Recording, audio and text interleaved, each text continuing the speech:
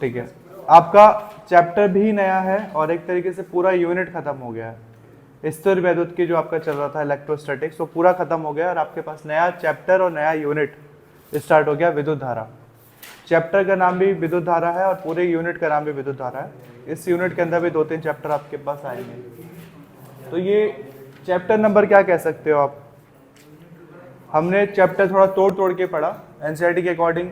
Gauss का नियम और जो कूलाम नियम, विद्युत क्षेत्र और गॉस का नियम या विद्युत फ्लक्स, सब एक ही चैप्टर का हिस्सा है। हमने अलग अलग बांटा। हमने विद्युत क्षेत्र वाला चैप्टर अलग कर दिया और विद्युत फ्लक्स वाला चैप्टर अलग कर दिया। तो 2 चैप्टर यहाँ हो गए। तीसरा चैप्टर हमने बनाया विद्युत विभव। चौथा चैप्टर हमने बनाया विद्युत धारिता। उसके अकॉर्डिंग ये कौन सा चैप्टर हुआ? 5वां चैप्टर हुआ। ओके, ये बुक के हिसाब से वेरी हो सकता है, आपके बुक के अकॉर्डिंग ये दूसरा तीसरा चैप्टर हो सकता है। हमारे पास ये 5वां चैप्टर है और 5वां चैप्टर है और नया यूनिट भी है, यूनिट सेकंड। इस यूनिट का नाम भी यही है, विद्युत धारा। इंग्लिश में क्या कहेंगे हम विद्युत धारा को? इलेक्ट्रिक। और धारा को क्या कहते हैं? करंट। इस चैप्टर की अच्छी बात यह है कि इस चैप्टर का मैक्सिमम टॉपिक, मैक्सिमम तो नहीं कह सकता हूं, लेकिन 50% जो टर्म्स हैं इस चैप्टर का, वो 50% टर्म्स हमने 10th क्लास में ही पढ़ा हुआ है। जो भी स्पेशली इस चैप्टर में आपके पास आएगा प्रतिरोध, विभवांतर, सेल, आंतरिक प्रतिरोध, ये सारे, विद्युत धारा क्या होता है, ठीक है, इसकी डेफिनेशन। इसके अलावा भी बहुत सारे ऐसे टॉपिक है, सिर्फ यही नहीं है, इसके अलावा भी बहुत सारे टॉपिक है जो आपके पास पहली बार आएगा। तो ये आपका चैप्टर है स्टार्टिंग। पहले इंट्रोडक्शन ले लेते हैं इसका। इसके बाद आज ही के लेक्चर में 3-4 टॉपिक और डिस्कस होगा इसी के बारे में। और 3-4 जो टॉपिक मैं डिस्कस कर रहा हूँ, 3-4 परिभाषाएं हैं, छोटी छोटी परिभाषाएं। वो परिभाषाओं में से कम 1 या 2 परिभाषा आपके पास हर बार पेपर में बनता है। स्पेशली इनका फेवरेट है अनुगमन वेग। अनुगमन वेग नहीं बना तो धारा घनत्व तो पूछेगा, धारा घनत्व तो नहीं पूछेगा तो गतिशीलता पूछेगा। ये 3-4 परिभाषाएं हैं जो आपके हर साल का रिपीटेड क्वेश्चन है एग्जाम का। क्या है? पहले तो आपको ये समझना है कि विद्युत धारा क्या है। तो पहले आपको इस चैप्टर का क्या लेना है? इंट्रो लेना है, इंट्रोडक्शन। पहले समझना है विद्युत धारा है क्या। उसके बाद इस चैप्टर का पहला जो मेन टॉपिक होगा वो आपको समझना होगा अनुगमन वेग। अनुगमन वेग, और इसके अलावा एक और है, ड्रिफ्ट वेलोसिटी, उसी को कहते हैं अनुगमन वेग। ठीक है, एक और नाम है अनुगमन वेग का, अनुगमन वेग, ड्रिफ्ट वेलोसिटी, अपवाह वेग भी कहते हैं इसे। तो ये इसका इंपॉर्टेंट टॉपिक है। अनुगमन वेग अगर नहीं पूछा जा रहा है एग्जाम में तो आपसे पूछा जाएगा धारा घनत्व क्या है, charge density, current density, sorry. अगला क्वेश्चन, एक चांसेस ये है कि अनुगमन वेग और धारा घनत्व के बीच संबंध पूछ दे, दोनों के बीच संबंध। तो अनुगमन वेग को दिखाते हैं वीडी से, वीडी मतलब ड्रिफ्ट वेलोसिटी।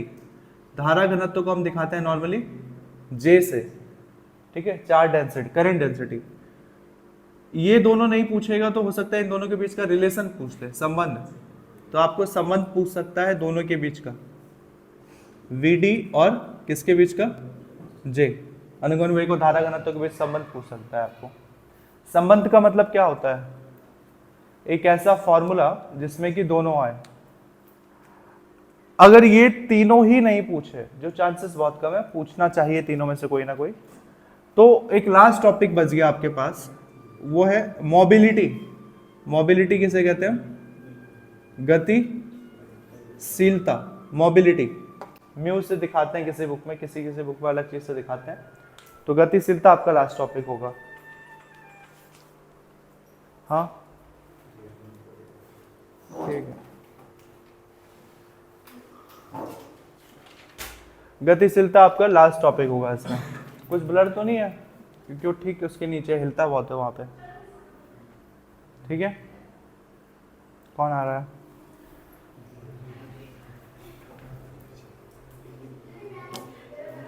आपको ये सारे टॉपिक में ना कुछ तो पेपर में मिलेगा। इस साल का पेपर भी उठा लो तो अनुगमन वेग या धारा घनत्व के बीच संबंध, ये कुछ पूछा हुआ था इससे पहले। कहाँ बैठोगे? हाँ, दिखेगा भी पहले।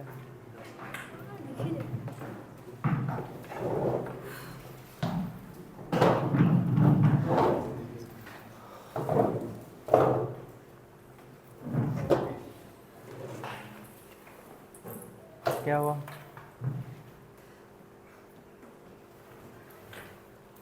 देखो आगे।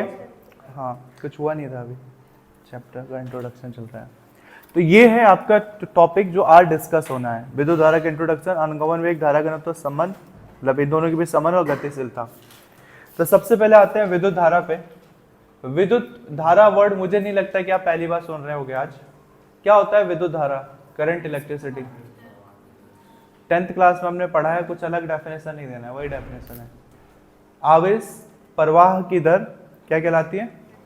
विद्युत धारा कहलाती है। सिंपल सा तरीका है, इलेक्ट्रिसिटी कब बनती है, यहाँ से यूनिट स्टार्ट हो रहा है और इसके बाद के पूरी पहली बुक तक ये बार बार रिपीट होगा, ये पूरी बुक में, ठीक है, कि विद्युत धारा बनी कब। विद्युत धारा बनाने का सिंपल सा रूल होता है, आप किसी भी तरह से आवेश को प्रवाहित करवा दो। प्रवाहित का मतलब है किसी भी तरह से आवेश की पोजीशन चेंज करवा दो।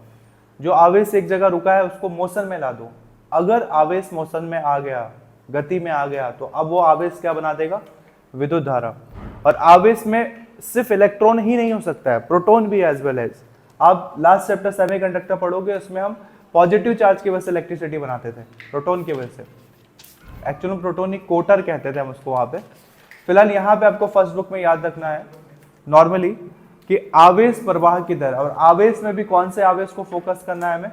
इलेक्ट्रॉन, ठीक है, इलेक्ट्रॉन को हमें वो करना है। सबसे ज्यादा करंट अगर बनता है डायरेक्टली तो किससे बनता है? इलेक्ट्रॉन के मोशन से। तो विद्युत धारा क्या है? विद्युत धारा क्या है? आवेश प्रवाह की दर। ये क्लास 9, 10th में आपने पढ़ा है अच्छे से।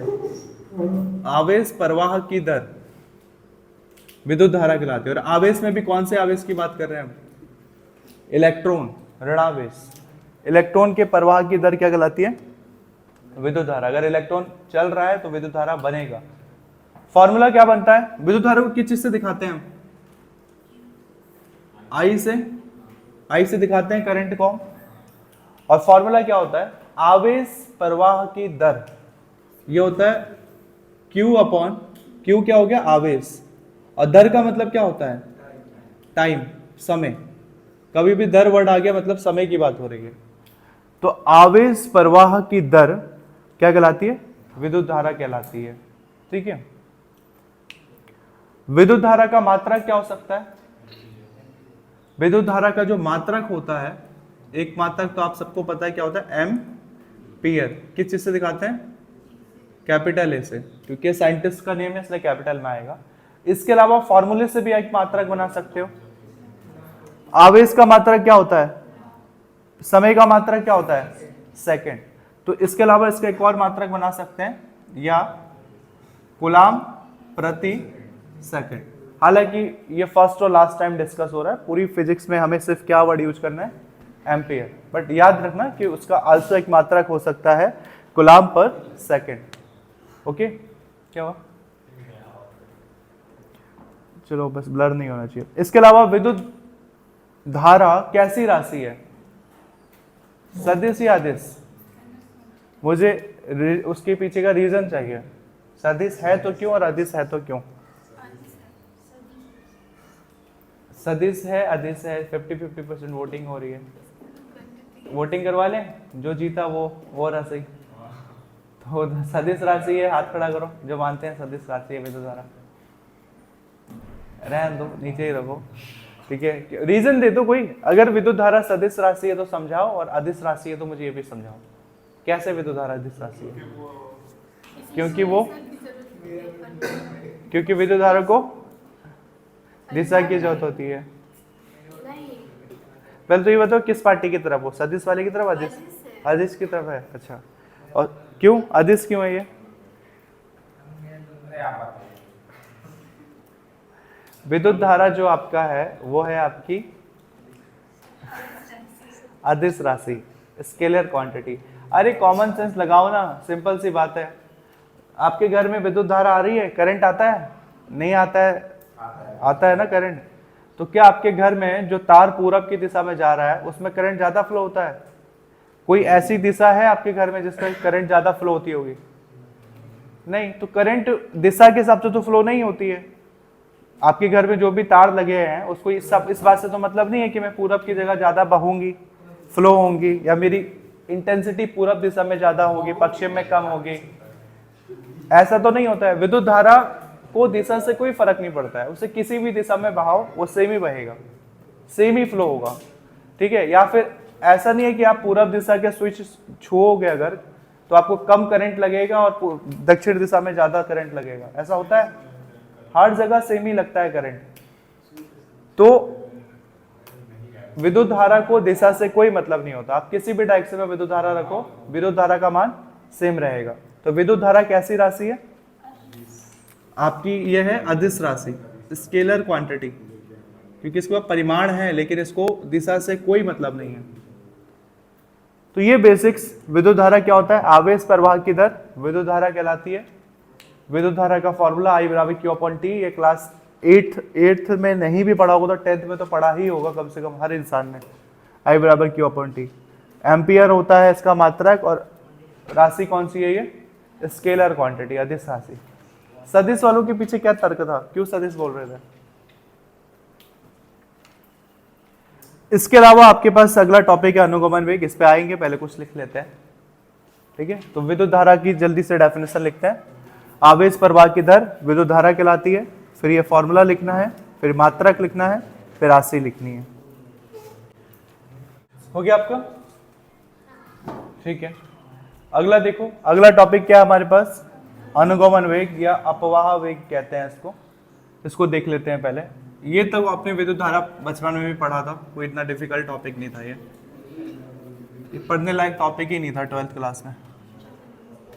अपवाह वेग, या इसको आल्सो क्या कहते हैं? अनुगमन वेग, ड्रिफ्ट वेलोसिटी कहते हैं इसे इंग्लिश में। तो आपके पास अगला हेडिंग है, लिखना मत, पहले देख लो। अनुगमन वेग या फिर अपवाह। अपवाह वर्ड सुना है कभी इससे पहले? इंग्लिश में क्या बोलते हैं? ड्रिफ्ट वेलोसिटी, या फिर स्मॉल वे लिख लो। अफवाह अलग चीज होता है। अफवाह मतलब र्यूमर्स कहते हैं इंग्लिश में जिसको, र्यूमर्स, जो गलत न्यूज फैला दी जाती है, अफवाह। ठीक है, लेकिन ये अपवाह है। अपवाह वेग, अनुगमन वेग बहुत ही सिंपल है, डेफिनेशन समझने की कोशिश करना। जैसे कि कोई चालक पदार्थ है सपोज, या कोई तार का टुकड़ा है। अगर कोई चालक पदार्थ है तो चालक पदार्थ में क्या फ्लो होगा? इलेक्ट्रॉन फ्लो होगा अगर वो विद्युत क्षेत्र की उपस्थिति में आ जाए, और अगर विद्युत क्षेत्र की उपस्थिति में ना रहे तब क्या होगा? इलेक्ट्रॉन फ्लो नहीं होगा। समझने की कोशिश करो। जैसे कि इधर देख लो, एक तार है, तार को मैं काट करके वो बना रहा हूं। माना ये तार का एक छोटा सा टुकड़ा है। जब तार को ऐसे काटते हैं पाइप की तरह तो उसे अनुप्रस्थ काट कहते हैं। ठीक है, जब इसको ऐसे में काटेंगे, ऐसे में, तो इसको अनुप्रस्थ काट कहेंगे। तो तार का ये सपोज अनुप्रस्थ काट है। अगर ये चालक तार है तो सीधी सी बात है इसमें इलेक्ट्रॉन भी होगा, और ये इलेक्ट्रॉन जो इसके अंदर होगा वो रैंडमली फैले हुए होंगे, उसकी कोई दिशा फिक्स नहीं होगी, वो किसी भी दिशा में फैले हुए होंगे, कोई इसकी डायरेक्शन नहीं है, ये किसी भी दिशा में ऐसे फैले हुए हैं। ठीक है, जैसे कि सेम वैसे ही है, कभी स्कूल में असेंबली से पहले, प्रेयर से पहले देखा है सारे दोस्त अपने अपने ग्रुप बना के अलग अलग दिशा में घूमते हैं, और अचानक से जब असेंबली का टाइम होता है, प्रेयर का टाइम होता है, तो सब क्या होते हैं? एक जगह पर आकर के इकट्ठा हो जाते हैं। यहाँ पे भी कुछ वैसा ही है। ये आपका विद्युत, ये आपका चालक पदार्थ है या तार है। तार में इलेक्ट्रॉन है, असंख्य मात्रा में इलेक्ट्रॉन है, और ये इलेक्ट्रॉन क्या है? रैंडमली फैले हुए हैं अलग अलग दिशा में। आगे जाके आप इसको पढ़ोगे, आगे जाके हम इसको डोमेन्स कहते हैं। डोमेन्स मतलब इनका क्षेत्र, जिस क्षेत्र में बटे हुए हैं। तो ये अपने अलग अलग क्षेत्र में बटे हुए हैं, अलग अलग डायरेक्शन में।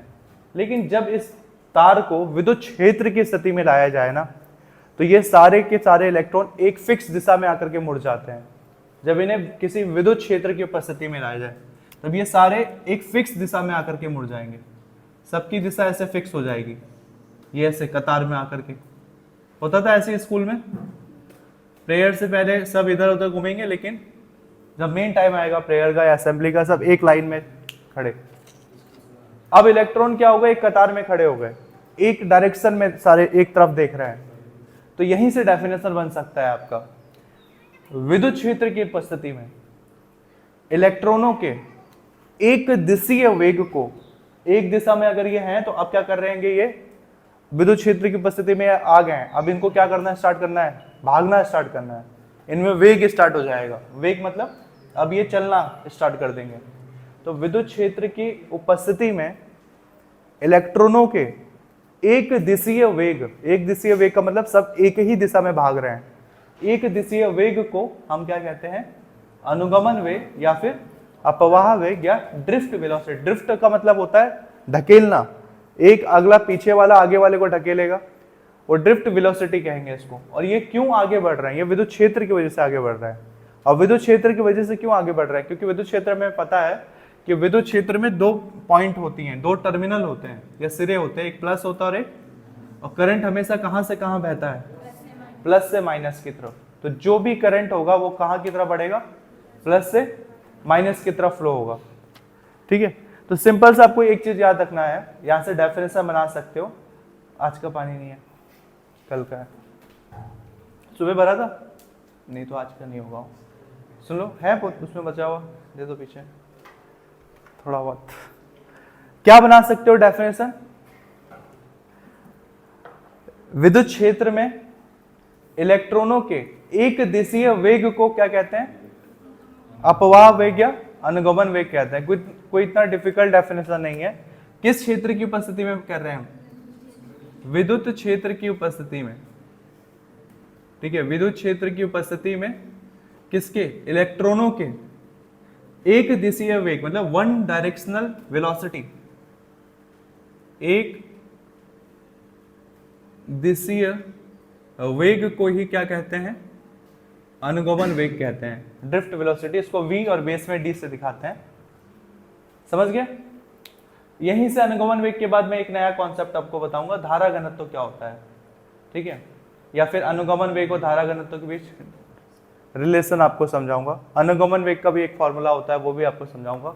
तो पहले आप हेडिंग लिख दो, अनुगमन वेग / अपवाह वेग। क्या बना सकते हो, बनाओ जरा, बोलो पहला लाइन। विद्युत क्षेत्र की उपस्थिति में इलेक्ट्रॉनों के एक दिशीय वेग को अपवाह वेग या अनुगमन वेग कहते हैं। इसे किस चीज से प्रदर्शित करते हैं, VD से प्रदर्शित करते हैं। यही आपका रिपीटेड आने वाले क्वेश्चंस हैं।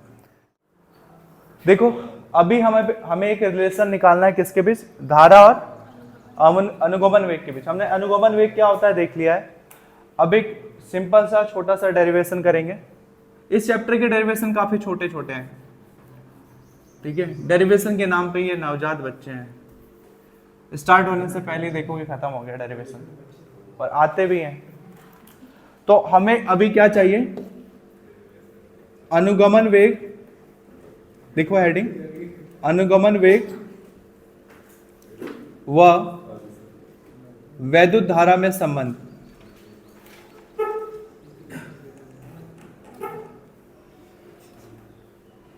अनुगमन वेग व वैद्युत धारा में संबंध।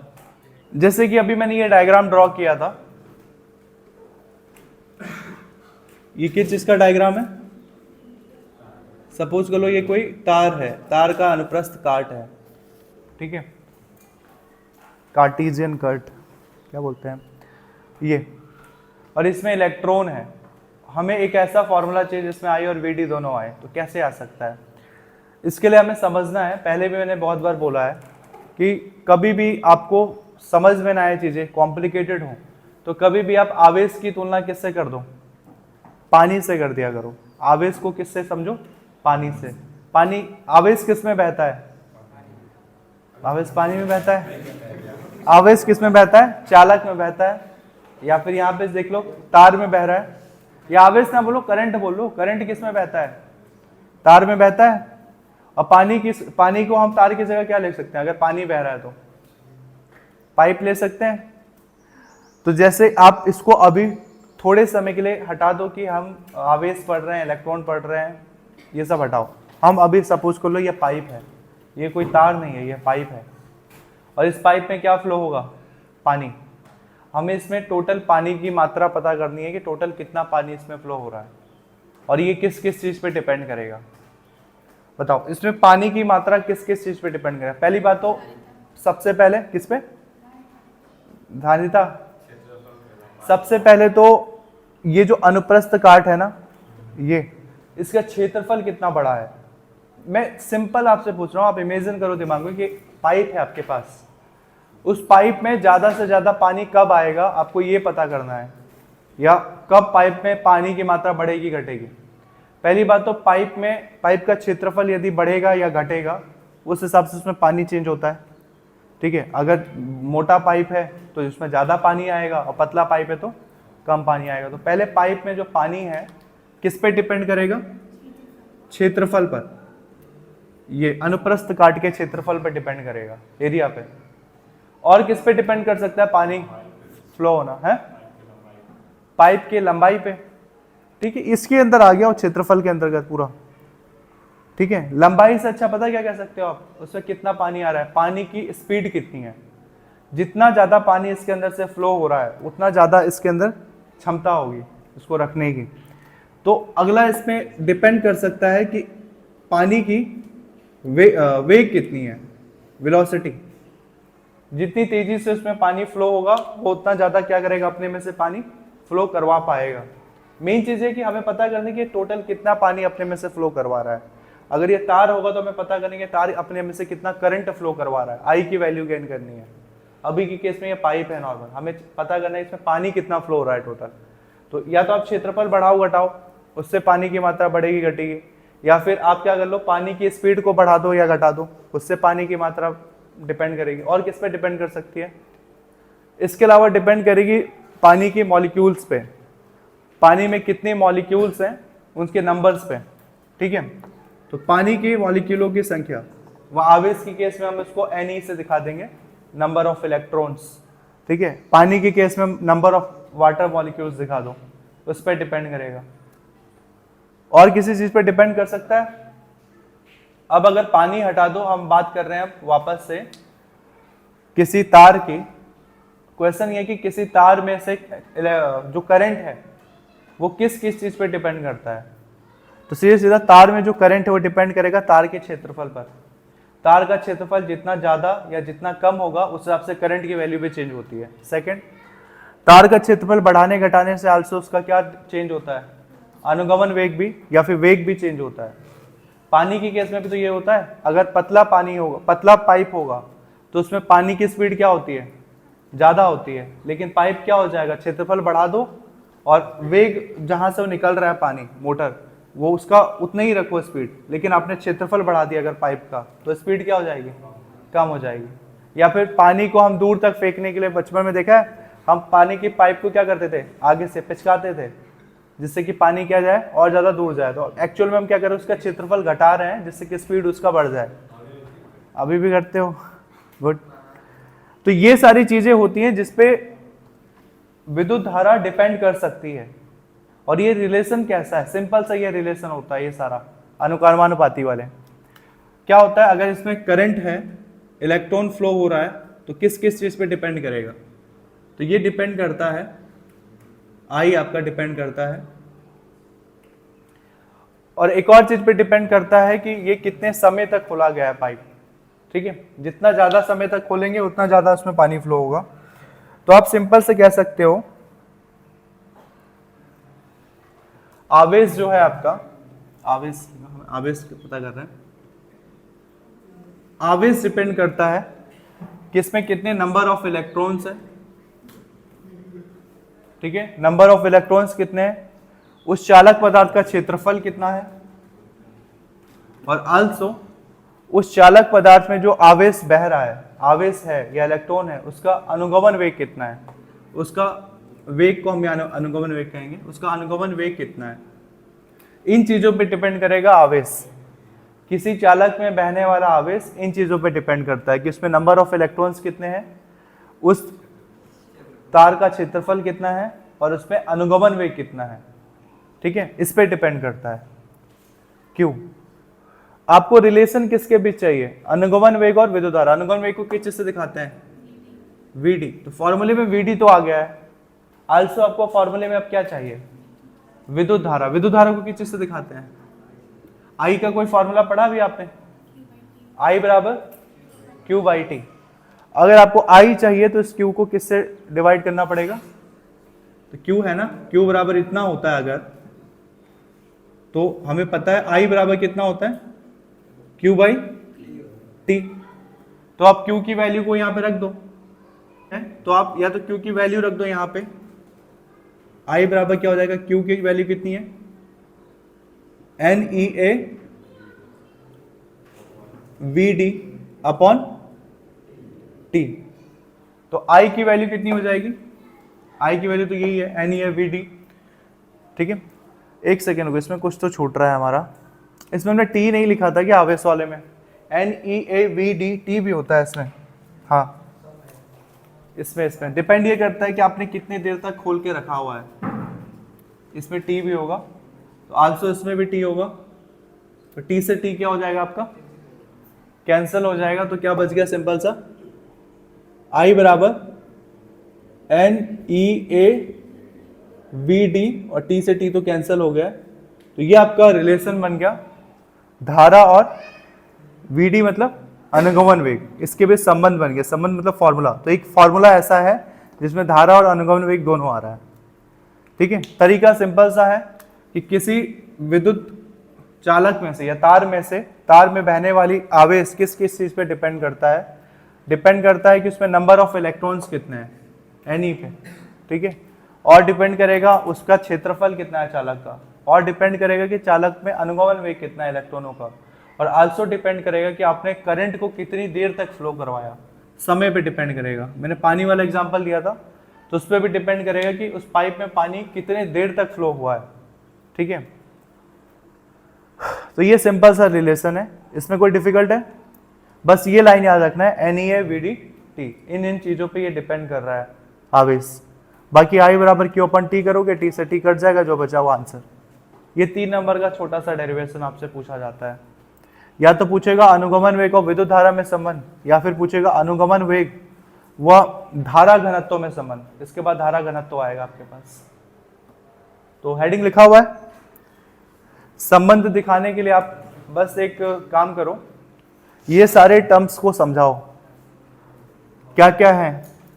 यदि किसी चालक में इलेक्ट्रॉनों की संख्या n है, उस चालक का क्षेत्रफल, अनुप्रस्थ काट का क्षेत्रफल a है, चालक में इलेक्ट्रॉन का अनुगमन वेग Vd है, और चालक में इलेक्ट्रॉन का प्रवाह t समय तक कराया जा रहा है, तब चालक में आवेश प्रवाह, ये चालक में आवेश प्रवाह Q बराबर NEA VDT, अतः विद्युत धारा I बराबर Q/T, और फिर ये उतार लेना है। तो सबसे पहले आपको ये सारे टर्म्स समझाने हैं। ये क्या क्या टर्म्स है? N क्या है? किसी चालक में इलेक्ट्रॉनों की संख्या। A क्या है? चालक का क्षेत्रफल, अनुप्रस्थ काट का क्षेत्रफल। Vd क्या है? चालक में इलेक्ट्रॉनों का अनुगमन वेग, और T का मतलब क्या है? समय, कितने समय तक आपने इलेक्ट्रॉन का प्रवाह करवाया है। तो आप इसको जोड़ करके क्या लाइन लिख सकते हो? क्या लिख सकते हो? माना A क्षेत्रफल वाले किसी चालक तार में n इलेक्ट्रॉन Vd अनुगमन वेग के साथ t समय तक प्रवाहित करवाया जाता है, तब आवेश Q बराबर NEA VDT, और फिर ये उतार लेना है आपको। सिंपल देखो, ये भी बना लो, इलेक्ट्रॉन की डायरेक्शन शो कर रहा है। अच्छा, एक चीज याद रखना है इसमें, एक और चीज याद रखना, ठीक है।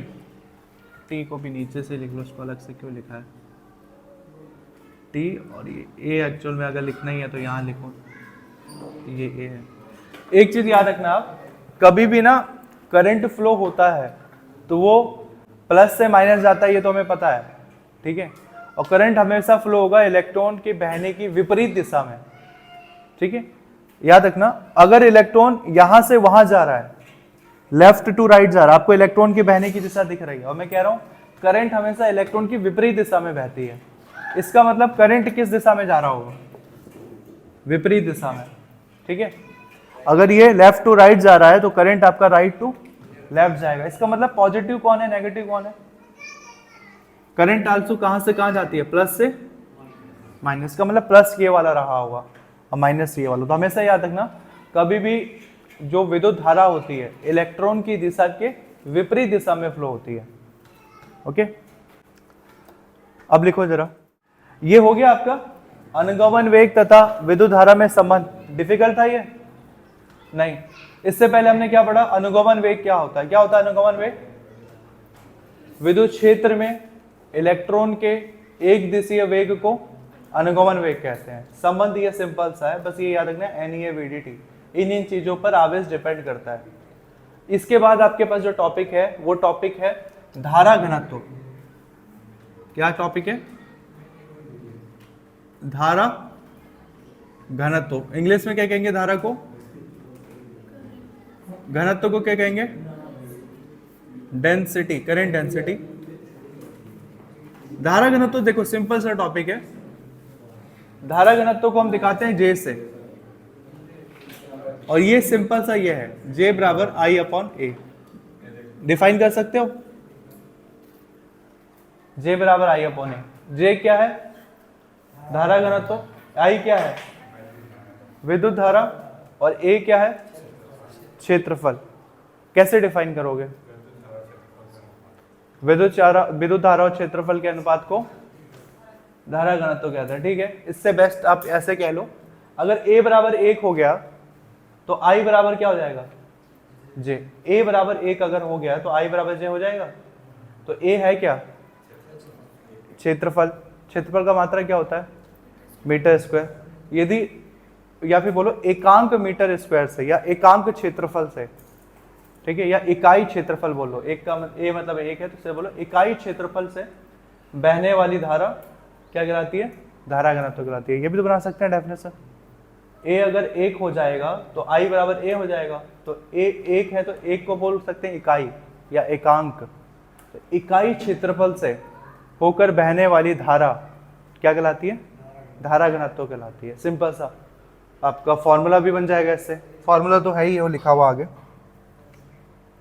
चालक में, किसी चालक में इकाई क्षेत्रफल से बहने वाली धारा धारा घनत्व कहलाती है। क्या होगा?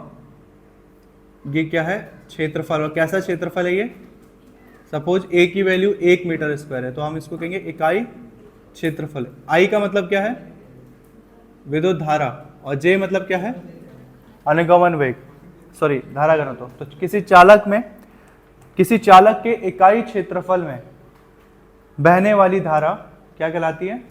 धारा घनत्व कहलाती है। किसी चालक के इकाई क्षेत्रफल में बहने वाली धारा धारा घनत्व कहलाती है। J बराबर I/A, ये इसका फॉर्मूला है। मात्रक क्या हो जाएगा धारा घनत्व का? बनाओ जरा मात्रक। I का मात्रक एम्पियर और A का मात्रक क्षेत्रफल का मात्रक मीटर स्क्वायर। तो एम्पियर पर मीटर स्क्वायर। लिखे हेडिंग, लिखो धारा घनत्व, करंट डेंसिटी। एक चीज याद रखना, एक क्वेश्चन अक्सर कंफ्यूज करने के लिए पूछा जाएगा आपसे। जैसे स्टार्टिंग में मैंने पूछा था विद्युत धारा एक सदिश राशि है या अदिश, तो आंसर क्या था?